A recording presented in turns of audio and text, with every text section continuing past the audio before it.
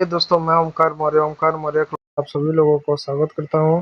और जैसा कि आज हमें कक्षा जो 9वीं है, आपका यूपी बोर्ड वर्ष 2024-25 के बच्चों के लिए, जो हमारे हिंदी माध्यम के बच्चे हैं, उनके लिए अध्याय 1 जो अर्थशास्त्र का है, पालमपुर गांव, उस चैप्टर से संबंधित हम जो है 20 वीवीआई यानी वेरी वेरी इंपॉर्टेंट एमसीक्यू लेकर आए हैं, जो आपकी परीक्षा के दृष्टिकोण से बहुत ज़्यादा उपयोगी है।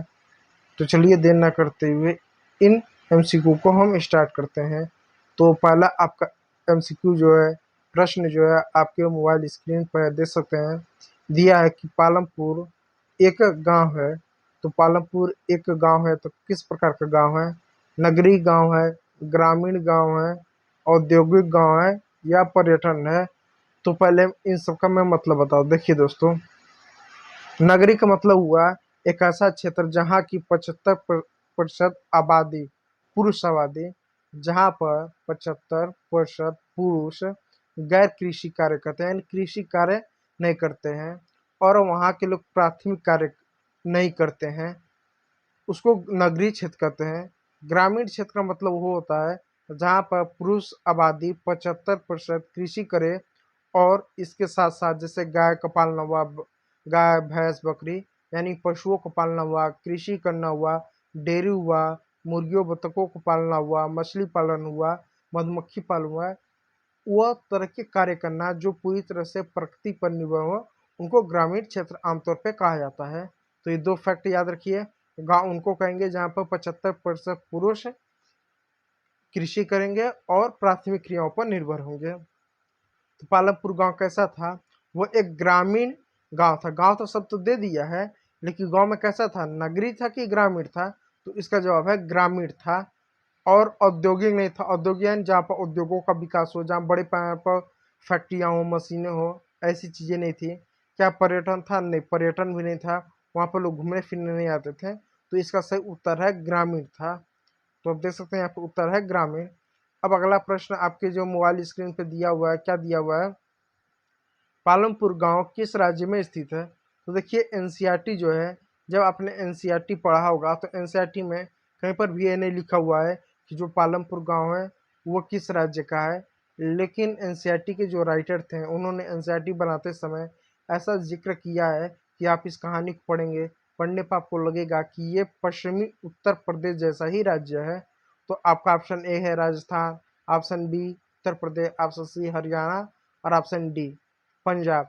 तो इसका सही उत्तर होगा उत्तर प्रदेश। क्योंकि यदि हम इस गांव को पढ़ें तो गांव का जो आर्थिक स्थिति है, गांव की जो परिवेश है, जो अन्य संसाधन है, उसको देखकर लगता है कि ये गांव कैसा है, उत्तर प्रदेश का ही एक गांव प्रतीत होता है। अब आगे देखते हैं। सही उत्तर आप देख सकते हैं, सही उत्तर देख सकते हैं उत्तर प्रदेश है। आइए, अब अगला प्रश्न है, पालमपुर की अर्थव्यवस्था का मुख्य आधार क्या था? यहाँ पर एक शब्द दिया अर्थव्यवस्था। जैसे मान लीजिए ये आपका घर है, तो आपके घर का अर्थव्यवस्था का मुख्य आधार क्या है? हो सकता है आपके पिताजी या बड़े भाई वो खेती करते हो, कृषि का कार्य करते हो सकता है मजदूरी करते हो सकता है उद्योगों में काम करते हो, फैक्ट्रियों में काम करते हो। तो एक तरह से कुछ हो सकता है कि बिजनेस करते होंगे, उद्योग करते होंगे, कृषि करते होंगे, या पर्यटन करते होंगे, टूरिस्ट का काम, और उससे क्या आपके घर में पैसा आता होगा। ठीक उसी प्रकार पालमपुर जो गांव के लोग थे, मुख्य रूप से उनके पास पैसे आते थे तो किससे आते थे? क्या वो लोग उद्योग का काम करते थे? क्या उनके पास फैक्ट्रियाँ थीं, मिलें थीं, इस तरह की चीज़ें थीं? या वह व्यापार करते थे? व्यापार का मतलब हुआ किसी भी चीज़ को, जैसे मान लीजिए ये इन चीज़ों को यहाँ से खरीद कर किसी दूसरे राज्य में बेचना है, फिर वहाँ से कुछ चीज़ों को खरीद कर किसी तीसरे राज्य में बेचना, ये व्यापार के अंतर्गत आता है। क्या लोग व्यापार करते थे? नहीं। क्या वे कृषि करते थे या पर्यटन करते थे? तो इसका सही उत्तर है ऑप्शन सी। ऑप्शन सी यानी वो लोग कृषि कार्य करते थे। पालमपुर गांव की अर्थव्यवस्था का मुख्य आधार कृषि था। चलिए अगला प्रश्न देखते हैं। आप देख सकते हैं इसका क्या आधार है? कृषि है। ठीक है, अब चलिए आगे प्रश्न देखते हैं। निम्नलिखित में से कौन सी फसल उत्पादन के लिए आवश्यक साधन नहीं है? ऊपर से थोड़ा सा कट गया, लेकिन फिर भी समझ लीजिए। निम्नलिखित में से कौन सी फसल उत्पादन के लिए आवश्यक साधन नहीं है। यानी हमको किसी भी फसल का उत्पादन करना है, उत्पादन का मतलब उसको उगाना है, तो फसल उगाने के लिए यानी हमको साग सब्जियां गेहूं चावल उगाने के लिए कौन सी चीज़ों की आवश्यकता है। ऑप्शन ए भूमि की आवश्यकता होगी। यहाँ पर ऑप्शन दिया है नहीं, यानी फसल उगाने के लिए किस साधन की आवश्यकता नहीं है। तो पहले हम ये पता कर लेते हैं कि यदि हम खेती करना चाहते हैं, खेती करके गेहूँ चावल का उगाना चाहते हैं, तो क्या क्या चाहिए। हाँ, भूमि चाहिए, एकदम बिना भूमि के तो कृषि हो ही नहीं सकता। क्या पूंजी चाहिए? जी हाँ, पूंजी चाहिए। पूंजी किस लिए? बीजों को लेने के लिए, उर्वरक को लेने के लिए यानी यूरिया डाई, सिंचाई के लिए पैसे चाहिए। क्या उसके लिए कुछ औजार नहीं लगेगा? उसकी खेत की जुताई के लिए, फसलों की कटाई के लिए औजार भी लगेगा। मतलब ये जो भूमि, ये पूंजी, ये औजार है, ये क्या फसल उत्पादन के साधन है। लेकिन क्या रेलवे से हम फसल उत्पादन कर सकते हैं? बिल्कुल नहीं। तो डी ऑप्शन जो कि गलत है। अब पूछा है कौन सा नहीं है, तो डी ऑप्शन सही होगा। तो आपका ऑप्शन क्या है? डी जो है आप देख सकते हैं यहाँ पर सही है। ठीक है, चलिए। और एक आवश्यक सूचना, पीडीएफ पाने के लिए ना आप Omkar Maurya classes Telegram channel को ज्वाइन कीजिए, जहाँ पर आपको पीडीएफ इसका मिल जाएगा, आप चीज़ों को याद कर सकते हैं। और हमारे एकदम लाइव क्लास चलती है सुबह 7 बजे और जो है रात 7 बजे, आप हमसे जुड़ सकते हैं। तो चलिए देखते हैं 5वां प्रश्न। पालमपुर, पालमपुर में किस प्रकार की खेती प्रचलित है। ऑप्शन ए सिंचाई, ऑप्शन ए वर्षा आधारित, ऑप्शन सी मिश्रित खेती और ऑप्शन डी जैविक। अब इन सब का पहले मैं मतलब बता देता हूँ। यानी पालमपुर में किस प्रकार की खेती प्रचलित है। क्या वहाँ के लोग जो खेती करते हैं वो सिंचाई करते हैं, वो क्या नलकूप हुआ, फिर नलकूप से क्या वो सिंचाई करते हैं। क्या वहाँ पर जो खेती करते हैं तो उसकी सिंचाई क्या वो वर्षा से करते हैं कि जब बारिश आएगा तभी हम खेतों को सींचेंगे, या वो मिश्रित आधारित खेती करते हैं। जैसे एक खेत है तो इस खेत में गेहूँ भी बो दिया, चावल गेहूँ भी बो दिया, फिर उसके बाद सरसों भी बो दिया, चना भी बो दिया। इस तरह की से मिश्रित खेती करते हैं, या वो फिर जैविक खेती करते हैं कि जो भी खेतों में उर्वरक यानी जैसे डाई हुआ, यूरिया, पोटास हुआ, इनको न डालते हुए जो जैविक खाद होते हैं जैसे गोबर खाद हुआ, अन्य तरह के जो प्राकृतिक खाद होते हैं उनका प्रयोग करते हैं खेती में।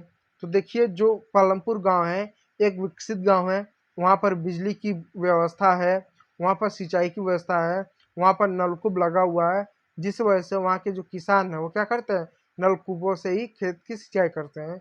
इसलिए पालमपुर गांव में किस प्रकार की खेती प्रचलित है, सिंचाई आधारित खेती प्रचलित है। तो ऑप्शन ए सही है। आप देख सकते हैं ऑप्शन आपका ए जो है सिंचाई आधारित आपके कृषि होती है।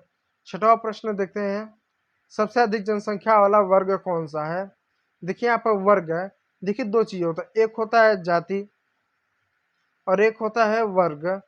जाति का मतलब होता है जो आमतौर पे जाति से आप सब जानते हैं कि जाति क्या होता है। वर्ग होता है वो आर्थिक स्थिति से, यानी ये समझिएगा, जो जाति होता है वो सामाजिक स्थिति बताता है कि समाज में आपकी स्थिति क्या है।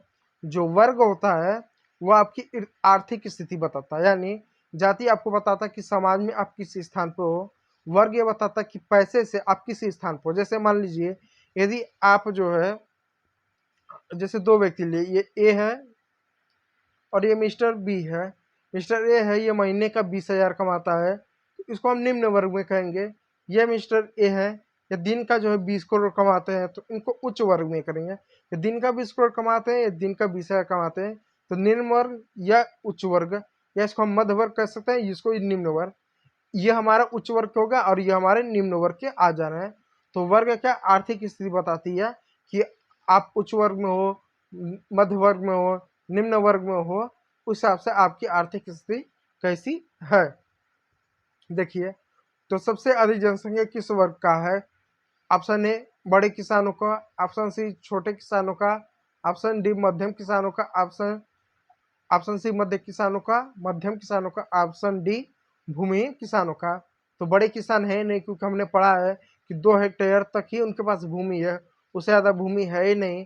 छोटे किसान की बात कर सकते हैं, हाँ, जिनके पास 2 हेक्टेयर से कम भूमि है उनको हम छोटे, लघु या सीमांत हम किसान कहते हैं, उनको छोटे किसान कहते हैं। मध्यम किसान उनको कहते हैं जिनके पास 12 हेक्टेयर से लेके 18 हेक्टेयर तक भूमि हो, अब 12 हेक्टेयर से लेकर 18 हेक्टेयर तक, उनको हम मध्यम किसान कहते हैं। अब सवाल होता है कि हेक्टेयर कितना होता है। एक हेक्टेयर का मतलब होता है एक ऐसी जमीन जो 100 मीटर लंबा हो और 100 मीटर चौड़ा है।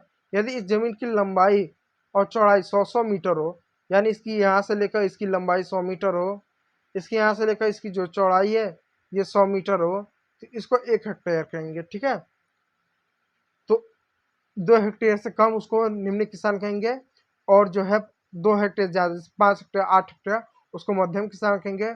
और थोड़ा सा देख लिए गड़बड़ी हो गया, 12 से लेकर 18 तक 15 तक इसको जो है आगे तक रहेगा, उसको हम बड़े किसान की कैटेगरी में आमतौर पे डालेंगे। इस चीज़ को याद रखिएगा। और एक बात और जान लीजिएगा, ये अलग अलग राज्यों में अलग अलग हो सकता है। जैसे यूपी की जो ज़मीन है ये उपजाऊ है, तो यहाँ पर जिसके पास 12 से 18 हेक्टेयर ज़मीन होगा उसको हम बड़ा किसान कह सकते हैं। हो सकता है कि यही राजस्थान में जिसके पास 100 हेक्टेयर हो उसको क्या कहेंगे, बड़ा किसान कहेंगे। क्यों कहेंगे, क्योंकि वहाँ जमीन कम उपजाऊ है, तो उपजाऊ कितनी है उसके अनुसार से किसानों के पास जमीन छोटी बड़ी हो सकती है, और इस हिसाब से हम माप सकते हैं। जैसे भारत में किसी के पास 20 हेक्टेयर जमीन है उसको हम बड़ा किसान कह सकते हैं। हो सकता है राजस्थान में उसके पास 20 हेक्टेयर जमीन हो, हम उसको बड़ा किसान ना कहें, हम उसको क्या कहें, मध्यम किसान कहें। ठीक है, समझिएगा। तो सबसे अधिक जनसंख्या किस वर्ग की है, मध्यम किसान की है।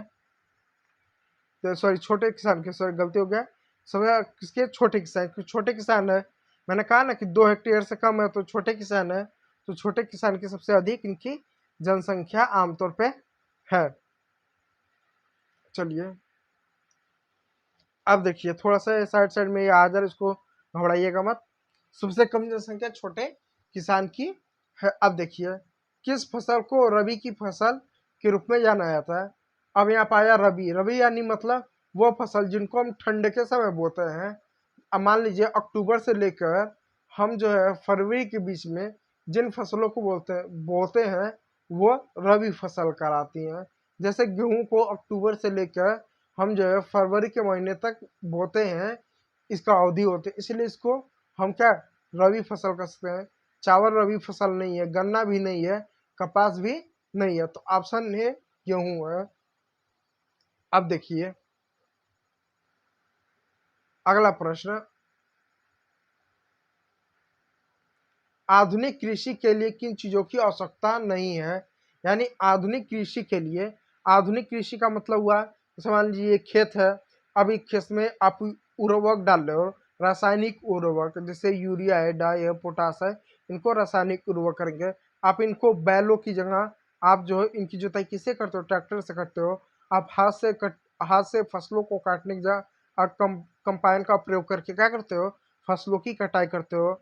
आप सिंचाई के लिए कुएं का प्रयोग कीजिए, आप नलकूप का प्रयोग करते हैं, इन सब का प्रयोग करते हैं, तो हम कहते हैं ये क्या है, ये आधुनिक कृषि है। इसके साथ साथ यदि आप HYV यानी हाई क्वालिटी के HYV हाई क्वालिटी के यदि बीज डालते हैं तो उनको कहेंगे कि आप क्या, आधुनिक कृषि कर रहे हैं। तो आज की डेट में आधुनिक कृषि करने के लिए किन चीज़ों की जरूरत नहीं है। ऑप्शन ए बिजली, ऑप्शन बी आधुनिक औजार, ऑप्शन सी पारंपरिक बैल, और ऑप्शन डी उच्च गुणवत्ता वाले बीज। तो अगर आप फसलों की सिंचाई करेंगे तो बिजली चाहिए, आधुनिक औजार चाहिए जैसे ट्रैक्टर हुआ, कंबाइन हुआ, पारंपरिक बैल बैल नहीं चाहिए, उसके यहाँ क्या ट्रैक्टर चाहिए, और उच्च गुणवत्ता वाले बीज यानी HYV चाहिए, अच्छे बीज चाहिए। तो ऑप्शन कौन सा होगा, ऑप्शन सी आपका सही है। तो इसका ऑप्शन है सी, सी ऑप्शन आपका सही है। देख सकते हैं पारंपरिक बैल, इसकी जरूरत नहीं है। अब नवा प्रश्न देखिए, ग्रीन रिवोल्यूशन यानी हरित क्रांति का क्या उद्देश्य था। हरित क्रांति का क्या उद्देश्य था। ऑप्शन ए अधिक फसल उत्पादन, ऑप्शन बी व्यापार बढ़ावा, ऑप्शन सी शिक्षा में सुधार, और ऑप्शन डी शहरीकरण। तो सबसे बड़ा इसका उद्देश्य रहा अधिक फसल उत्पादन, यानी ज्यादा से ज्यादा क्या फसलों का उत्पादन किया जाए। तो ऑप्शन ए इसका सही है, आप देख सकते हैं अधिक फसल का उत्पादन, ये इसका ऑप्शन सही है। और फिर कहता हूँ PDF पाने के लिए हमारे टेलीग्राम चैनल को ज्वाइन करें। यदि वीडियो अच्छा लगा तो चैनल को एक लाइक कर दीजिएगा। और ऐसे वीडियो पाने के लिए कक्षा 9वीं से लेके कक्षा 12वीं तक इतिहास हुआ, भूगोल हुआ, समाजशास्त्र हुआ, नागरिक शास्त्र हुआ, अर्थशास्त्र, इन पांचों विषयों को पढ़ने के लिए Omkar Maurya classes YouTube channel को सब्सक्राइब करें। देखिए 10वां प्रश्न, पालमपुर में मुख्य रूप से कौन सी फसलें उगाई जाती हैं? ऑप्शन ए गेहूं और चावल, ऑप्शन बी कपास और चाय, ऑप्शन सी चाय और चावल, ऑप्शन डी चाय और गेहूं। अब जरा इसको एलिमिनेशन की देखिए, चाय जो होता है वो आसाम और पश्चिम बंगाल में उगाया जाता है, तो ये गलत होगा। चाय इसमें भी दिया तो ये भी गलत होगा, चाय इसमें भी दिया तो ये भी गलत होगा। ऑप्शन ए आपका गेहूं और चावल होगा, क्योंकि पालमपुर में चावल गेहूं की खेती की जाती है। देखिए अब देख लीजिए 11वां प्रश्न, भूमि का सबसे छोटा हिस्सा किसके पास होता है? भूमि का बड़े किसान के पास सबसे छोटा हिस्सा होगा? नहीं। मध्य किसान के पास? नहीं। छोटे किसान के पास होगा। और जो भूमिहीन मजदूर है उसके पास भूमि ही नहीं है, तो इसलिए भूमिहीन हो गया। तो ऑप्शन सी आपका सही है, छोटे किसान। अब देखिए 12वां प्रश्न, पालमपुर में कौन सी परिवहन की सुविधा नहीं है? आपने पढ़ा होगा कि पालमपुर में अच्छे खासे पक्के सड़क हैं, 12मासी सड़कें हैं, और उन पर सड़कों पर क्या ट्रक जैसे गाड़ियां भी चलती हैं। तो बताइए कौन से परिवहन की सुविधा नहीं है? Option A bus, option B railway, option C हवाई जहाज, ऑप्शन सी जहाज। ये पानी का जहाज है या हवाई जहाज है? तो ऑप्शन क्या है? ऑप्शन ए बस। बस की सुविधा उपलब्ध है, इन तीनों की सुविधा उपलब्ध नहीं है। ऑप्शन ए देख सकते हैं सही है। अब देखिए 13वां प्रश्न, किस चीज का उपयोग करके पालमपुर में किसानों ने अपने खेतों में उत्पादन बढ़ाने के लिए करते हैं? यानी किस चीज का उपयोग पालमपुर के किसान अपने खेतों में उत्पादन बढ़ाने के लिए करते हैं? यानी किसानों को अपने खेतों का उत्पादन बढ़ाना है तो क्या उनको करना पड़ेगा? पहला, पारंपरिक बीज का प्रयोग करना, ऑप्शन बी जैविक खाद का प्रयोग करना, ऑप्शन सी आधुनिक बीजों और उर्वरक का प्रयोग करना, और ऑप्शन डी केवल सिंचाई करना। अब सबकी व्याख्या एक बार कर लेते हैं। देखिए दोस्तों, पारंपरिक बीजों का प्रयोग करना यानी वो बीज का प्रयोग करना जो सदियों से, जैसे जो हमारे पिताजी हैं, जो दादाजी हैं, जो परदादा जी, जो सदियों से उन बीजों का प्रयोग किया आया जा रहा है, उन बीजों का प्रयोग करना है। तो ये बीज जो होते हैं ज्यादा अच्छे नहीं माने जाते हैं, इनसे ज्यादा अनाज नहीं उपजाया जा सकता, तो ऑप्शन ए गलत हुआ। दूसरा हुआ जैविक खादों का प्रयोग करना, जैसे गोबर खाद हुआ, अर्थ जैसे राखें हो गए, गोबर खाद हुआ, राख हो गए, इनका प्रयोग करना, तो ये भी बहुत ज्यादा अच्छे नहीं माने जाते आज के युग में। सी ऑप्शन है आधुनिक बीज, जैसे HYB हो गया, ये बहुत ज्यादा उपयोगी होते हैं। और जब हम आधुनिक बीज का उपयोग करेंगे, इसके लिए हमको उर्वरक, रासायनिक जो उर्वरक है जैसे यूरिया है, डाई है, पोटास, इनका प्रयोग करना पड़ेगा। इससे ज्यादा संभावना रहेगी कि हमारा उपज को बढ़े, हमारी खेती में जो अनाज है वो बढ़े। और ऑप्शन डी है केवल सिंचाई, तो केवल सिंचाई पर्याप्त नहीं है। फिर भी इसका अगर उत्तर देखना चाहें तो 70% ये सी ऑप्शन सही है, 30% ये केवल सिंचाई सही है। लेकिन अगर यहाँ पे केवल सिंचाई, यहाँ सिंचाई रहता तो 30% ये सही है, 70% वो सही है। यदि तीनों एक साथ दे दे कि आधुनिक बीज है, उर्वरक और सिंचाई, तो तीनों सही है। लेकिन सबसे ज्यादा सही कौन है? 70% वाला है, इसलिए हम लोग सी पर जाएंगे। तो क्या है? आधुनिक बीज और उर्वरक। तो उत्तर क्या है? Option C. ठीक है, उम्मीद कर रहा हूं आप लोगों को चीजें समझ में आ रही है। अब देखिए, किस प्रकार की खेती से वर्ष में एक ही अधिक फसल उगाई जा सकती है? यानी किस प्रकार की खेती से एक से अधिक फसल उगाई जाती है, वर्ष में एक से अधिक फसल उगाई, यानी किस प्रकार की खेती से वर्ष में एक से अधिक फसल उगाई जा सकती है? ऑप्शन ए मिश्रित खेती, ऑप्शन बी नगद खेती, और ऑप्शन सी फसल चक्रीकरण। फसल चक्रीकरण का मतलब होता है फसल को बार बार बदल बदल के क्या करना है, उनको उगाना। और ऑप्शन डी अंतर फसल खेती।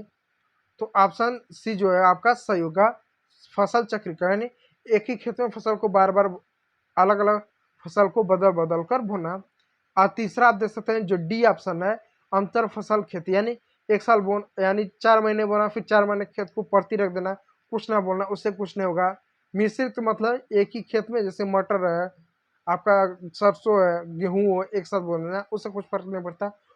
फिर उसके बाद होगा नकदी फसल, वो बाकी फसलों को ही दबा देता है, बाकी फसलों को ही वो विकास में बाधा बनता है। ठीक है, तो एक ही बार, इसका मतलब ये है देखिए फसल चक्र का मतलब है कि 12 महीने आप फसल बो, बदल बदल के आप फसल बो, ठीक है। अब 15वां प्रश्न देखिए, बिजली के आने से पालमपुर गांव में क्या सुधार हुआ? ऑप्शन ए परिवहन में, ऑप्शन बी सिंचाई में, ऑप्शन सी शिक्षा में, ऑप्शन डी स्वास्थ्य में। तो सही उत्तर क्या है कमेंट कीजिए। सही उत्तर है सिंचाई में, क्योंकि जब बिजली का पालमपुर गांव में सुधार हुआ, बिजली आने लगी, तो उन्होंने सिंचाई जो करते थे वो बिजली के यंत्रों से ही करते थे, इसलिए सिंचाई में सुधार हुआ। अब देखिए, ये तो प्रश्न करिए लेकिन समझने का प्रयास कीजिए।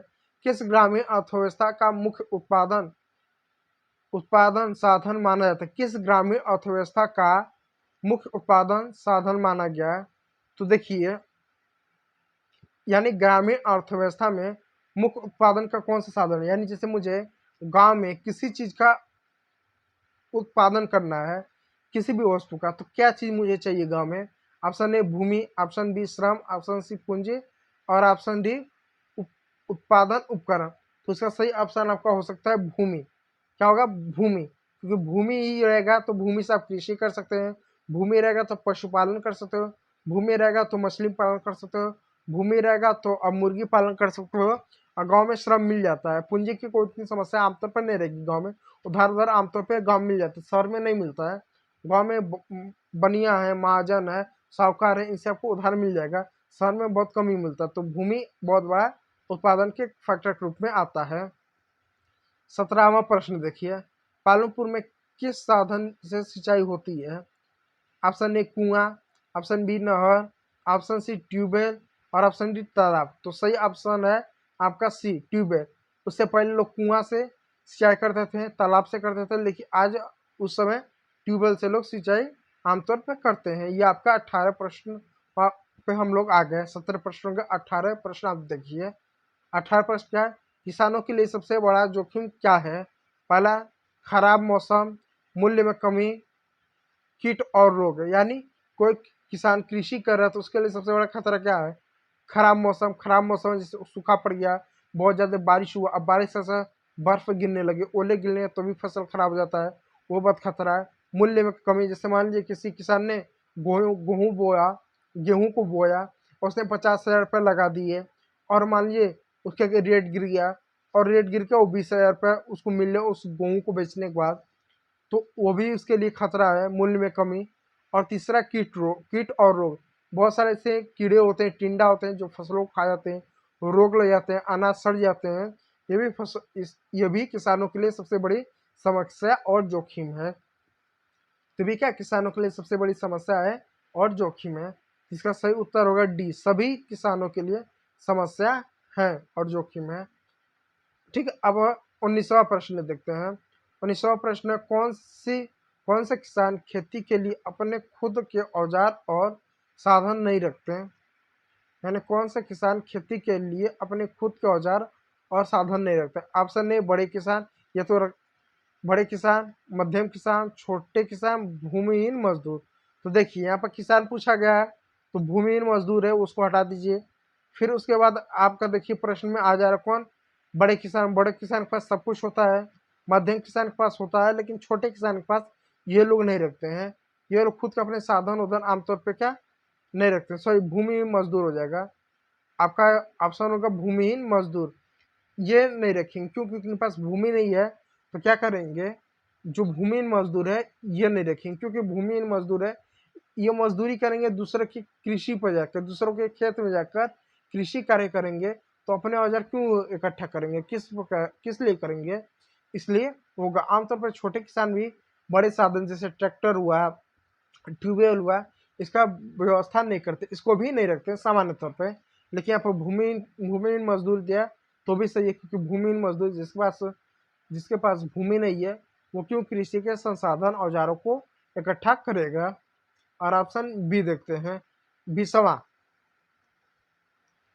किसके माध्यम से पालमपुर गांव में खाद्य पदार्थों का विपणन होता है? गांव का हाट, शहर की मंडी, घर घर विक्रेता। और ऑप्शन देख लेते हैं क्या है, इन कोई नहीं। तो गांव का हाट, किसके माध्यम से पालमपुर गांव में खाद्य पदार्थों का वितरण होता है? गांव का हाट, शायद ये नहीं हो सकता है। इसका उत्तर जो है क्या होगा, अब बताइए आप लोग। इसका उत्तर क्या होगा? आप लोग जो है ना इसका कमेंट करके बताइएगा कि जो गांव का हाट होता है उसे होता है, शहर की मंडी से होता है, घर की विक्रय होता है या कोई नहीं। इसका उत्तर विषय का जो उत्तर है आप कमेंट बॉक्स में कमेंट करके आप जो है बताइएगा। तो वीडियो देखने के लिए आप लोग का बहुत बहुत धन्यवाद। Thank you for watching my video. और पीडीएफ पाने के लिए Omkar Maurya classes Telegram channel को ज्वाइन कीजिएगा। और यदि आप हमारे चैनल पर नए हैं तो चैनल को सब्सक्राइब कर लीजिएगा। Thank you for watching my video.